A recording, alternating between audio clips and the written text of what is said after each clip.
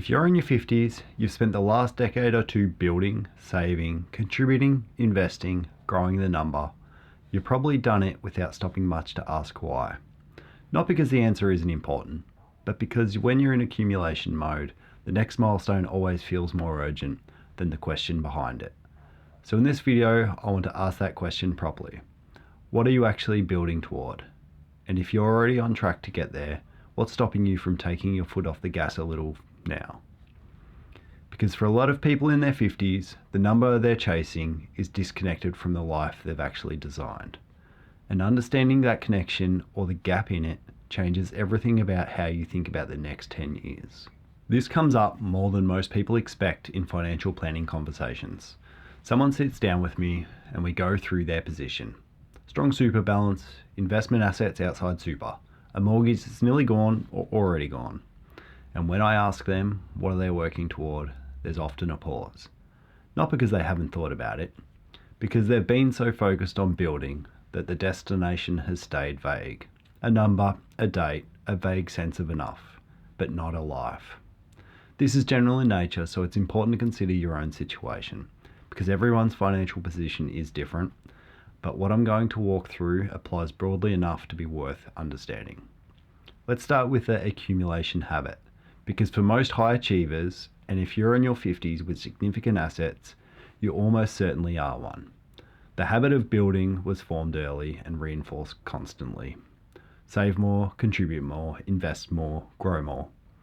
And for most of your working life, that habit was exactly right. It built the foundation. It created the options. It got you here. But habits don't automatically update when the circumstances that created them change. And somewhere in your 50s, for a lot of people, the accumulation habit starts running on autopilot. Not because it makes sense at the same intensity, just because it's what you've always done. I've sat across from people who are genuinely well ahead of where you need to be.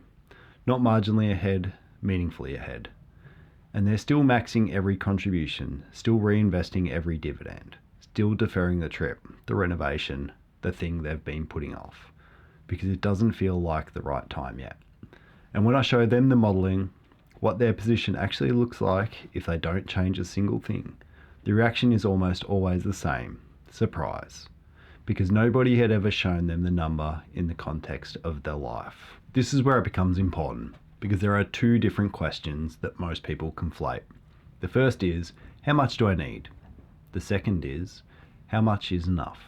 And they sound similar, but they're not the same question at all. How much do I need is a calculation. It's based on your spending, your timeline, your investment returns, your tax position. It has an answer. How much is enough is a values question.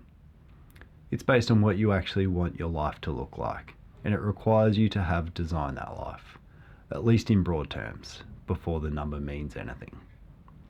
Most financial conversations start with the calculation. The ones that change people's lives start with the values question. Because once you know what you're building toward, really know, the question either makes sense or it doesn't. And if the number you're chasing is bigger than the life you've designed actually requires, you've been working harder than you need to, for longer than you need to. So let's talk about what taking your foot off the gas actually means, because this isn't about stopping. It's not about abandoning the plan or spending recklessly or pretending the future doesn't exist. It's about recognizing that if the modeling shows you're on track or ahead of track, you have options you may not have given yourself permission to consider. What does that actually look like in practice? It might mean reducing salary sacrifice slightly and redirecting that money into experiences you've been deferring, a trip you've been putting off, time with people who matter, something that genuinely improves your life now rather than in 10 years. It might mean working differently, fewer hours, more flexibility, a role that's more enjoyable, even if it pays slightly less. It might mean helping your children now rather than leaving it all to an estate later, seeing them benefit from it while you're here to enjoy that. Or it might mean simply giving yourself permission to spend what you've built, without the guilt that often comes with it. Because for a lot of high achievers, spending feels wrong, even when the numbers say it's completely fine. even when the plan supports it entirely. The psychological weight of switching from building to spending is something we covered in the first year of retirement video. I'll link it below, but it starts before retirement.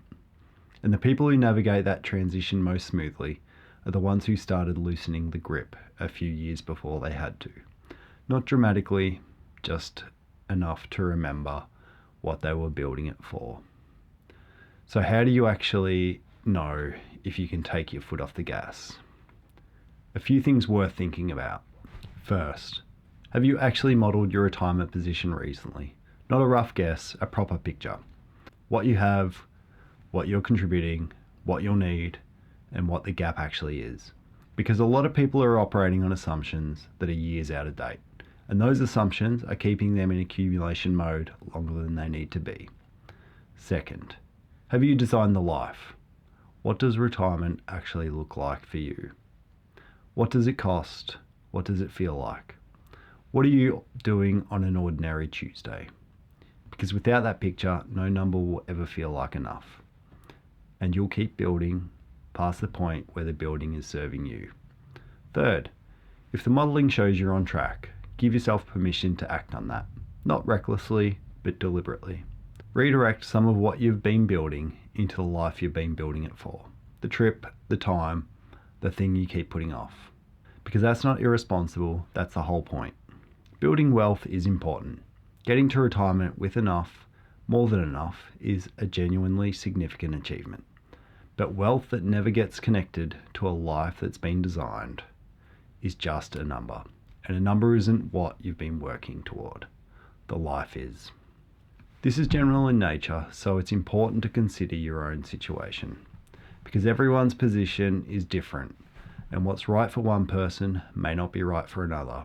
But the question is worth asking. Are you still building because you need to, or because you haven't stopped to check? If you're approaching retirement and want structured guidance rather than figuring this out alone, I work with Australians in exactly that position. You can find details below.